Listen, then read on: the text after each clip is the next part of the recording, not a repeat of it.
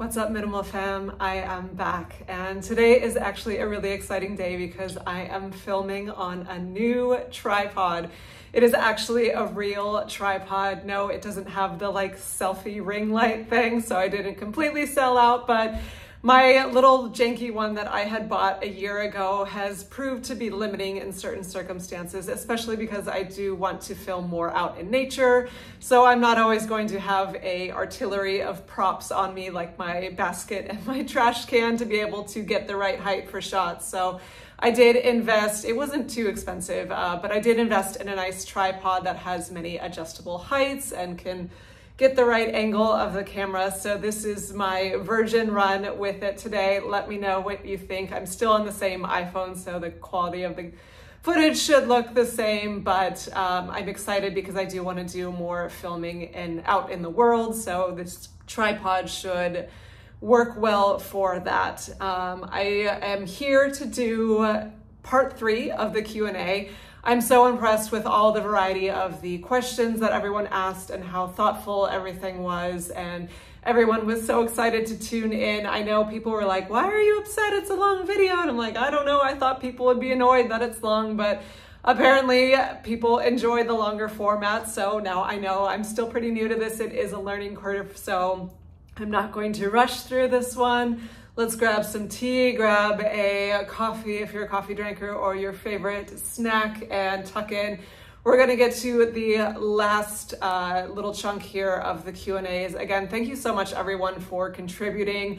I really initially thought there would be quite a few duplicates just because you tend to see the same questions over and over about minimalism, but honestly, there was such a huge spectrum, a variety of philosophical type questions, emotional questions, technical, logistical questions, and just really thoughtful and fun questions. So thank you everyone. This has been loads of fun to do, and I think a lot of people have enjoyed watching it. So let's tuck in.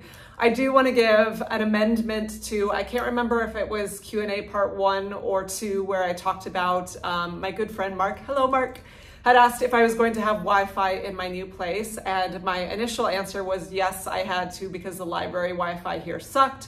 It was like dial-up speeds, but there's been a turn of events. So initially I got Verizon internet because it was bundled to my cell phone, and I was like, oh great, 35 bucks, awesome. But well, it turns out I'm in a Verizon dead spot for their internet coverage, and that was testing out at dial-up speeds as well. So it would have taken me like 2 weeks to upload a video, if ever.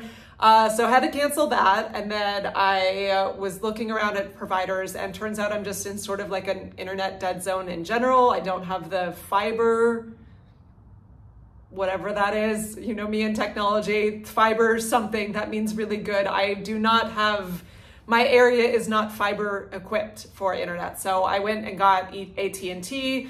They said they would be able to give me decent speeds, but it would still be sort of questionable, especially for these larger format videos that are 4K. So I was getting a little bit concerned, considering this is like the bulk of what I want to be doing. The download speeds I don't care about, I don't stream, but the upload speeds, they had told me apparently these like Spectrum or Cox or whoever, they advertise really fast download speeds because that's what people tend to care about, but the way that they trick you is by having super slow upload speeds, and considering that's all I care about, this was turning into a sort of a problem. But I found out there's actually another library still relatively close to me. It's like a 10-minute drive, and I just went there today. I tested it out, and they have rockstar download and upload speeds, like way faster than what AT&T was going to be able to give me. So I have to go back and return all the AT&T stuff, whatever. But the moral of the story is, no, I will not have home internet. I get to go to a beautiful library, and I'm happy to have a second space to work in. I've been really enjoying going to the library these past months and doing my uploads there, and it's close to me. It's a really nice, pretty environment, and that means now I'm not going to be paying for internet, which feels way more in alignment with how I like to live. So that is that. All right, let's get into it. Q&A. Part 3, I've got the trusty journal here, of course, as always. There were, if anyone was curious, 120 questions total. I did have to cap it off at a certain point. So now if you do have further questions, I'll probably just answer them directly in the comments if some later ones trickle in. And then again, at some later, hopefully milestone I reach, I'll probably do another Q&A, but thanks to everyone. So here we go. This is, if anyone is curious what number we're on question number 84, which is the year of my birth. Here we go.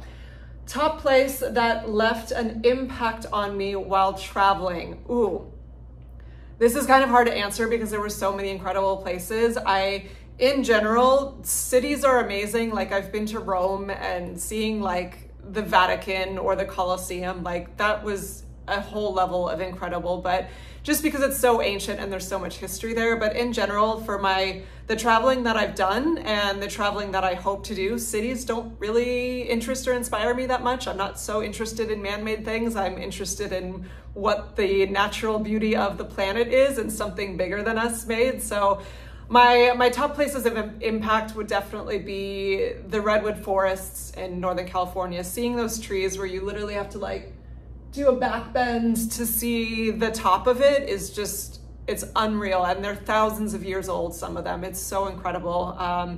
Big Sur in Northern California as well. If anyone doesn't know the area, it's crazy, crazy cliffs, and the redwoods it's like a forest that runs into these cliffs and then just a couple 1,000-foot drop, and it's just otherworldly beautiful. And when I was there, I had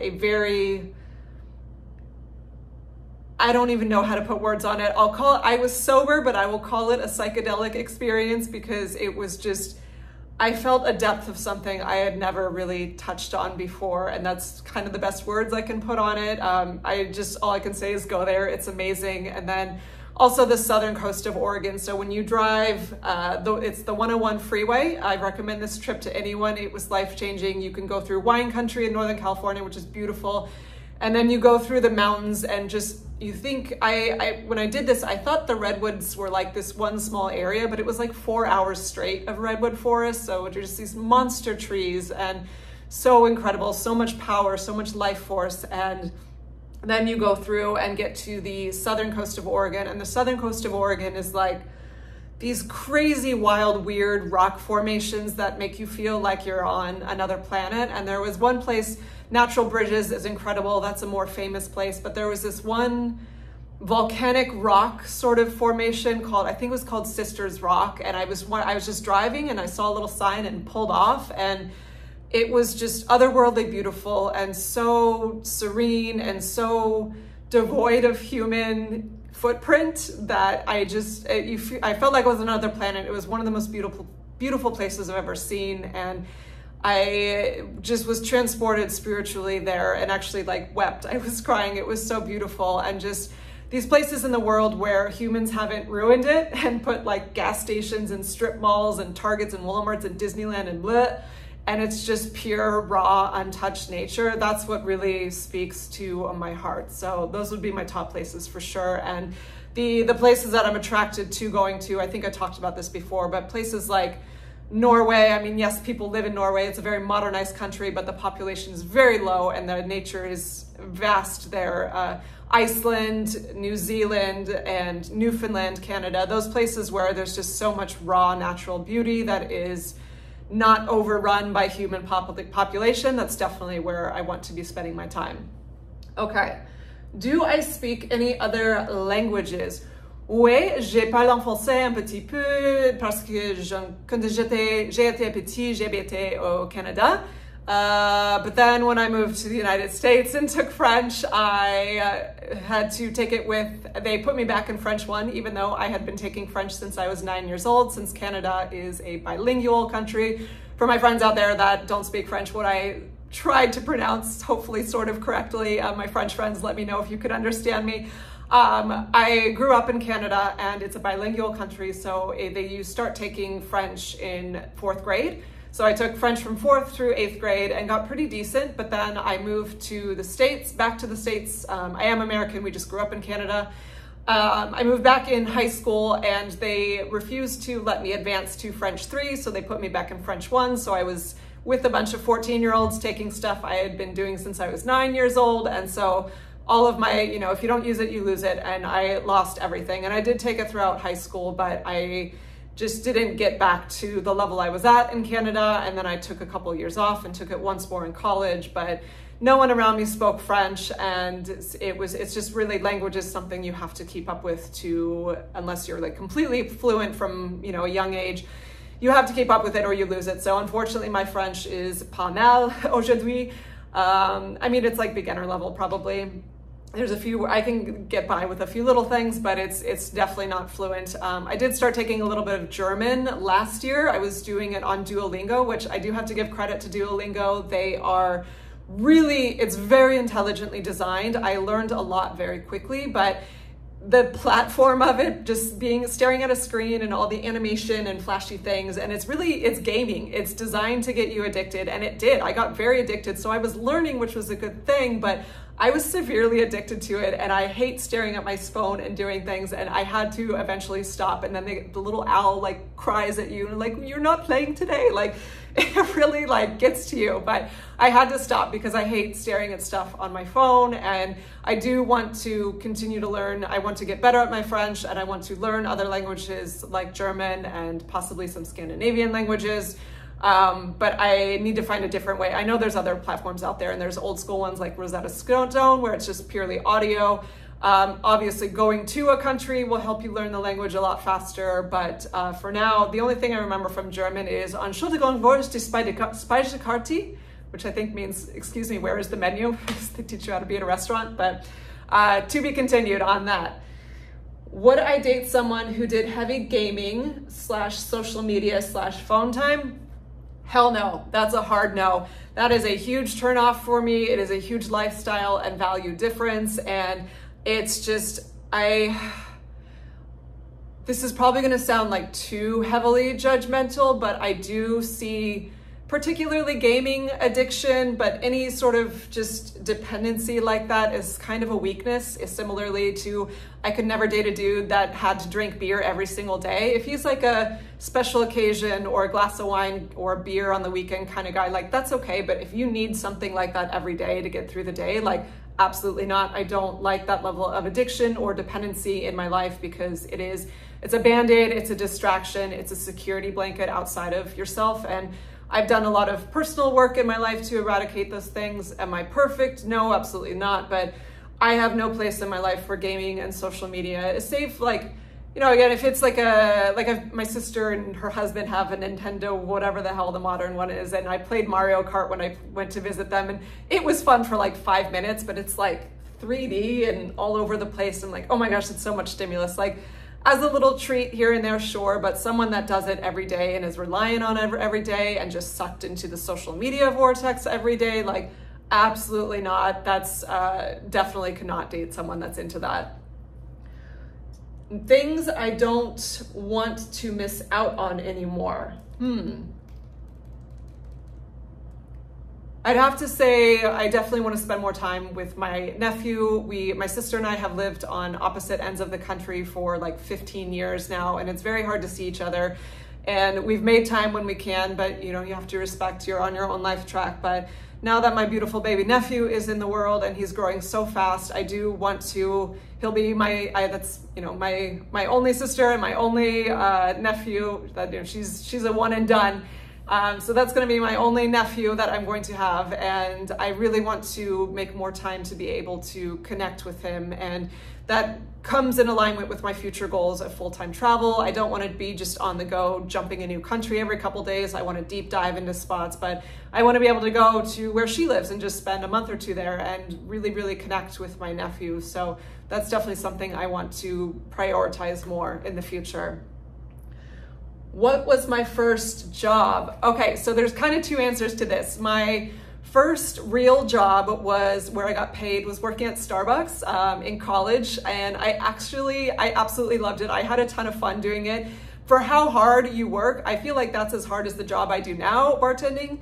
That level of just fast, intense turnover and guest service and making things and what that does to your brain. But the pay is like, it's pretty unreal how low you get paid to do something that difficult. But as far as the people that worked there were awesome, And I just loved the fast paced and the challenge of it. And I got free coffee, which like that started my whole coffee addiction. That's another video. But for a first job, it was super great. And it teaches you how to work hard and balance things. And that was wonderful. But my actual first job was unpaid. It's kind of a funny one. I was a sales manager of a bingo hall. So I've mentioned before, I was a competitive synchronized swimmer. The club I was at in Northern California, it's called the Santa Clara Aquamaids.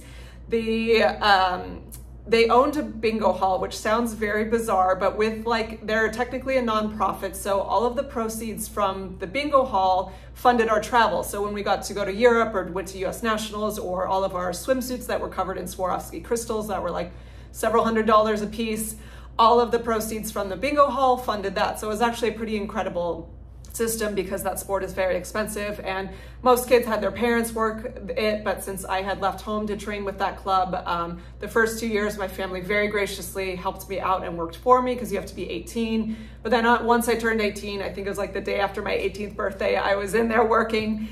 And I initially, you run around selling these god-awful things called flashcards. If anyone's ever been to a bingo hall, you've seen it. They're like instant win tickets. And then I progressed up, and eventually they had me be the sales manager there because I had a knack for it. And so I was kind of bossing around with my friends' parents. That was kind of fun. So while it was technically, it's paid in the sense that it covered all of my swimming expenses and my wonderful career that I had, that was essentially my first job. And that taught me a lot. I would say it's still, bingo people are the most difficult guests I ever had to deal with. Even way more difficult than restaurant guests. Like the amount of, they're just intense. And if anyone's ever been to a bingo hall, or you go to bingo halls like yourself regularly, you'll know the troll dolls and just it's a very intense environment and people can get very heated. So that was my first experience with work. Could I date, these questions are getting juicy. Could I date a non-vegan? So I have.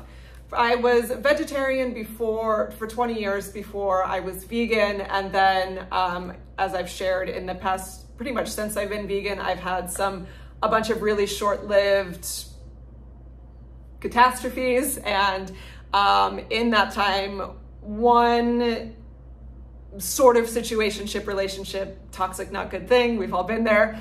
And that guy was actually the only vegan I've ever dated. And being vegan, it can have many, people do it for many reasons, but it's usually generally with some good social, kind-hearted intentions or ethical intentions. It still doesn't automatically make you a good person. And while I was vegetarian, no one I had ever dated was even vegetarian, or it certainly wasn't vegan at that time. This man that was vegan that I dated, and all the boxes lined up on paper, he was actually kind of a jerk, and we were super unhealthy for each other. It was a very toxic relationship. So being vegan does not equate to automatically being a good person, or it doesn't automatically equate to it being the right partnership for you. While I would absolutely love to meet someone who is also vegan or heavily plant-based, at least, that would be great if they were vegetarian or pescatarian or something.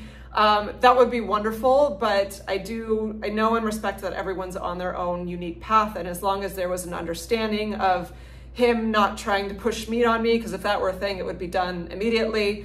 But if there was a mutual understanding of why I choose to live the way I do, and there was at least some sort of eco-consciousness on his side, yes, I could. But if he was a big, carnivore, paleo, vegetables are unhealthy type of dude, and just a meathead in the sense of or just ate really unhealthy food, like fast food and just processed stuff, and didn't care about what he was putting in his body, then that's a no, definitely. Number 90, here we go. Better to keep clothes you don't like versus donate them. I understand the guilt that comes up if you're donating something, because a lot of times, yes, it can end up still in the trash because no one wanted it. But it's either, if no one wants it, it's either going to end up in a trash now, or in 10, 20, 30, 40, 50, however many years till after you pass on, or when you say if you have to move and you have to let go of stuff regardless. I'm just not a fan of keeping things in your home that are unused. Of course, always try to repurpose it if you can. My good friend Rachel, she actually made this incredible circlet by hand. She's a big fan of, if it's a shirt that's ratty and no one's gonna want it, she'll turn it into rags to use around the house or cut it up into little patches that can be used to repair other clothing. I think that's a wonderful idea, but if you have no purpose for it and it's just sitting in your home and you're only holding on to it out of guilt, I do think that's energetic dead weight, and that's you should still, donate it with the best intentions and just make better choices in the future about what you do want to accumulate. But I think if you have a bunch of things sitting around your home that you don't like, it can push you to be consuming more because you're just constantly seeing them and constantly feeling that like uncomfortability or that unhappiness with that item. So when you're in that state of discomfort, it's going to put you in a lack mentality, and so you're going to want to shop more, versus when you clear out all the gunk, donate it, hope that someone likes it, but just do your best. And you curate a wardrobe that are things that you actually like and want to wear, and it's small and you can see everything. You're really not going to want to shop as much. So I do think it's the best step to rid yourself of things that aren't serving you and then just make better choices in the future of what does come in. Moving on, favorite movie? Oh, it's hard to, well, I have a top favorite of all time. And then there's a bunch that are tied for second place. Tied for second place is Braveheart, Legends of the Fall, The Northman, and Dune. Number one of all time, Last of the Mohicans, hands down. I've watched it, I like more times than I can count. I love it so much. Everything about it. I love historical epics. Daniel Day-Lewis is phenomenal on that. Madeline Stowe is phenomenal. The sets, all of the actors, the authenticity of it, as much as Hollywood can be authentic, and the music in it, it speaks to my soul. And I've talked about this in some videos, maybe some people have heard it. It really did set me on a path of, for whatever reason, it lit a fire under me to pull out of the consumerism and the materialism and the modern sort of facade that I was stuck in living in Hollywood, and pulling me back to want to connect to nature more and more balanced living, and just everything about it. I love that movie so much, and probably going to watch it again soon. I've been craving it. Biggest difficulty with minimalism. Okay, this is gonna sound really cheesy / like salesy almost, but like literally nothing. Like there's not been one time where I've run into like, damn, this is really difficult right now because I have so few things. Like literally, switch it up. Oh, switch my legs here. Everything that I have let go of my life has been liberating. After there's been, of course, a few certain times where I'm like, oh man, that little bit of guilt, but then it always fades. And on the other side is just breathing room and lightness and transformation. I literally can't name a circumstance that feels difficult to me because I live with so little. It's all just wonderful to me. So as cheesy as that sounds, I've had situations where maybe I had to be a little bit creative and resourceful for certain things, but I wouldn't use the word difficult. Living this way is just total liberation for me. How often do I see my friends? I've talked about this, how I'm sort of wired to, I'm an extroverted introvert in that I can do very well in social situations and I know how to speak sort of to people.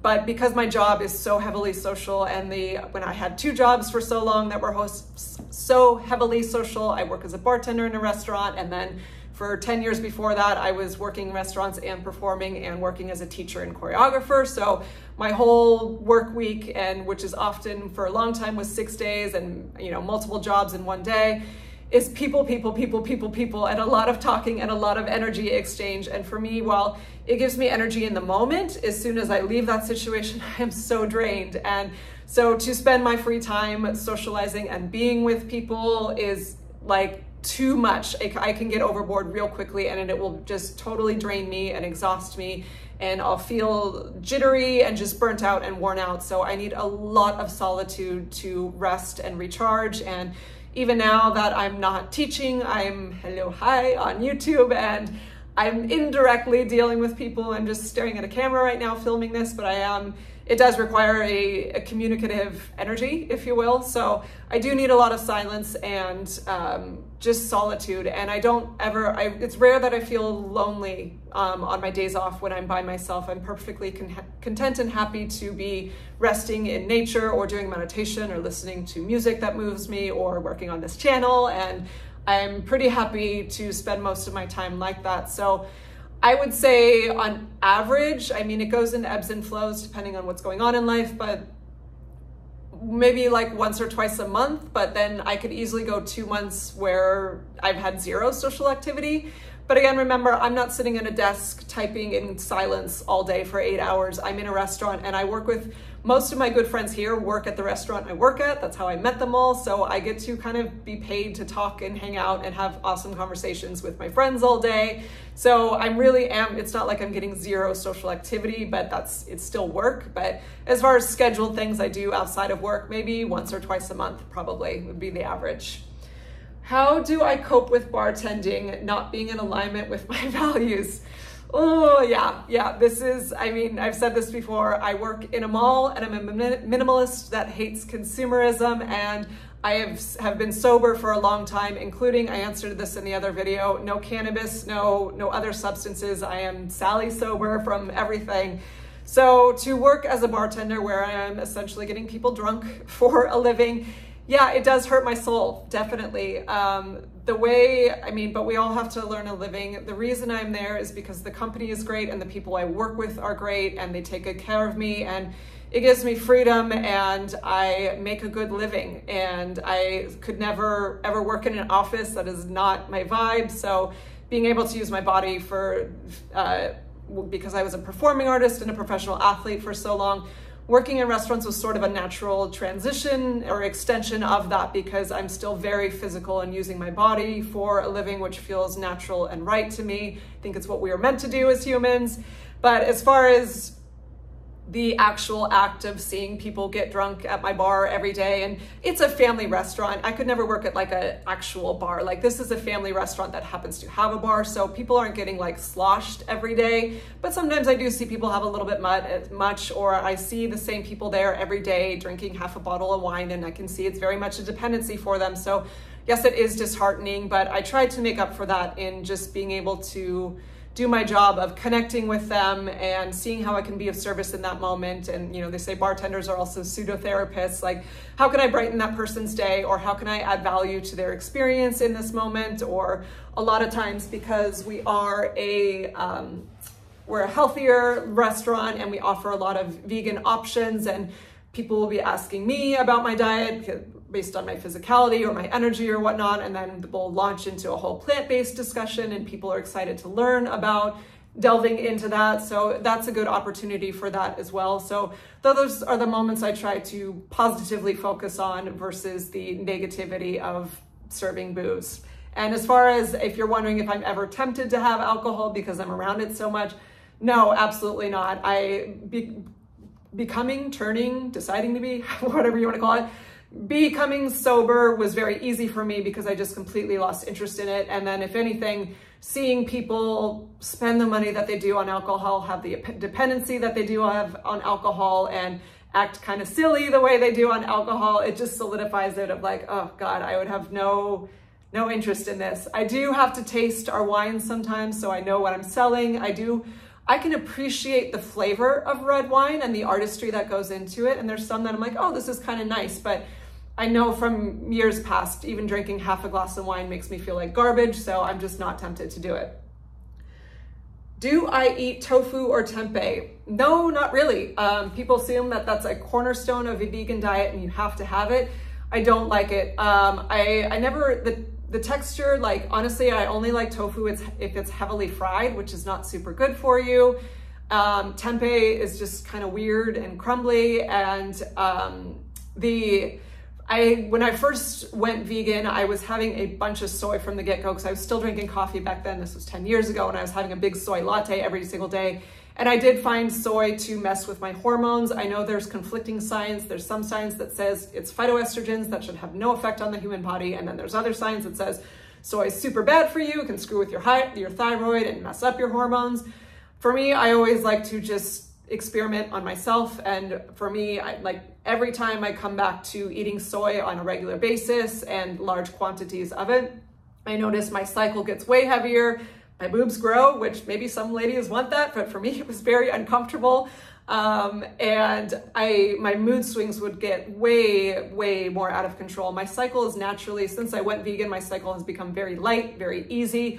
I'll get like maybe a little irritable during a week before, which is super normal. But as far as my actual cycle, it's, you know, fairly painless and fairly even with moods, and hardly any bloating, hardly any physical symptoms. But if I go heavy into soy, then that shifts dramatically, and I don't like that, and that doesn't feel right. So I get protein from chickpeas and lentils and green beans and nuts, and as I've said before, carbohydrates are the bulk of my energy fuel source in my diet, and I don't feel like I am lacking at all because I don't eat soy or tofu.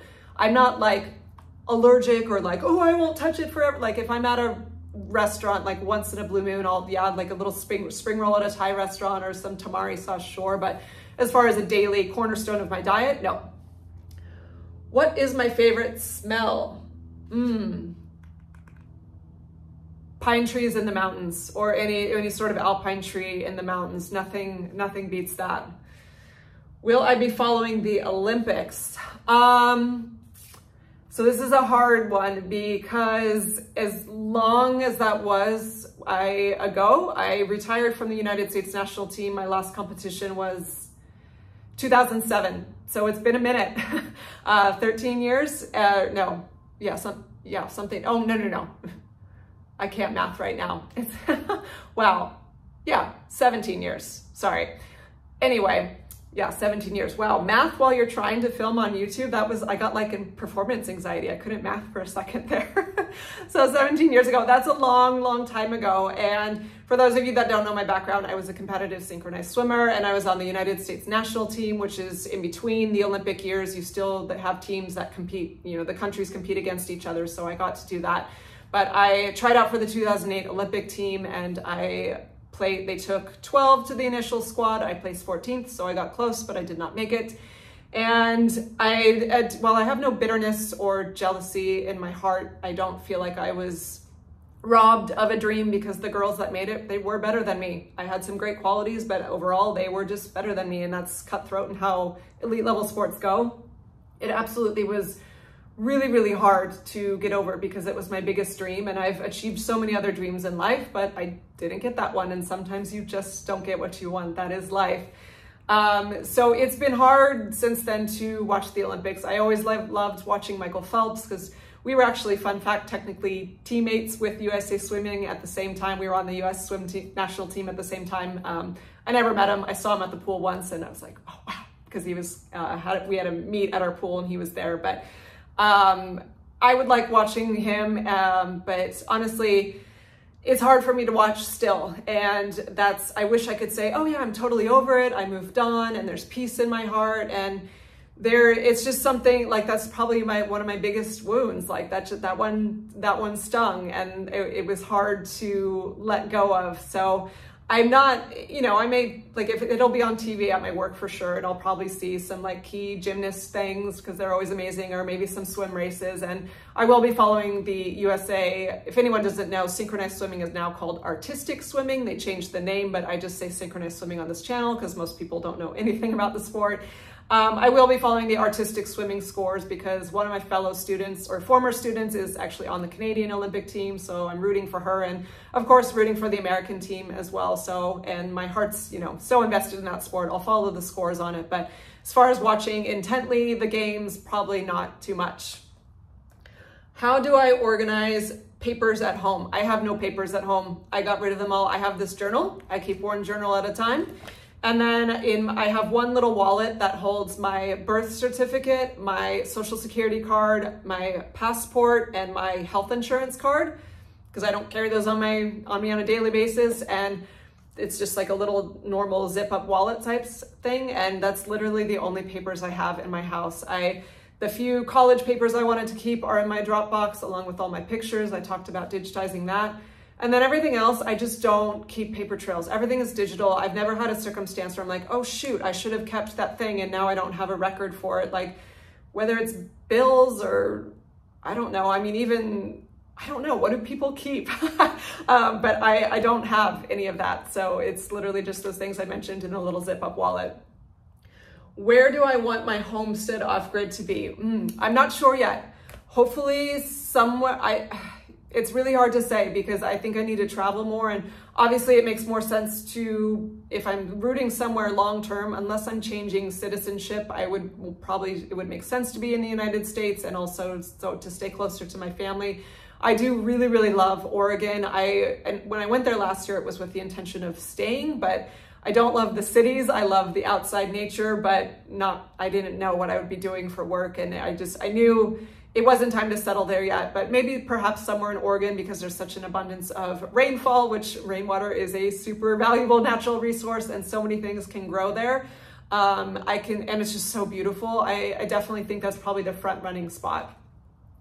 Have I been recognized in public by fans yet? No, definitely not.